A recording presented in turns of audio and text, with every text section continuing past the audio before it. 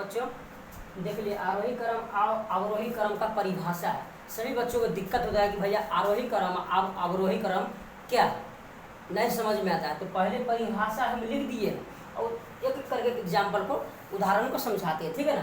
तो आप लोग देखिए, पहला है आरोही। तो आरोही क्रम क्या होता है, यानी संख्या के बढ़ते हुए क्रम में लिखने को ही आरोही क्रम कहते हैं। संख्या के बढ़ते हुए क्रम में लिखने को ही आरोही क्रम कहते हैं। तो बोलिएगा कैसे लिख दिए संख्या को, उदाहरण है, देखिए कैसे सजाया जाता है आरोही क्रम में।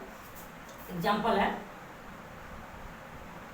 देखिए सबसे कम संख्या इसमें कौन है, 4 है, ठीक है ना। यानी बढ़ते हुए क्रम ना, 4 के बाद 6, 6 के बाद 7, 7 के बाद कितना 11 है, 11 के बाद 12, ये बन गया, ठीक है ना।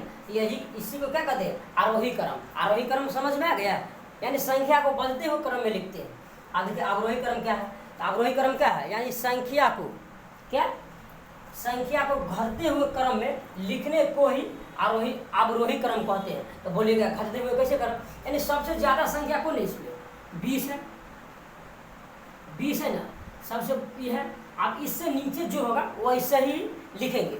तो 20 के बाद क्या है, 19 है, 19 लिखेंगे, ठीक। 19 के बाद क्या है, 14 है, 14 लिखेंगे, ठीक है। 14 के बाद कौन है, 5 है, 5 लिखेंगे। उसके बाद 2 है, हो गया। यानी घटते हुए क्रम में लिखने को ही क्या कहते हैं, अवरोही क्रम। अरे समझ में, यानी आरोही क्रम अवरोही क्रम का परिभाषा आ गया समझ में।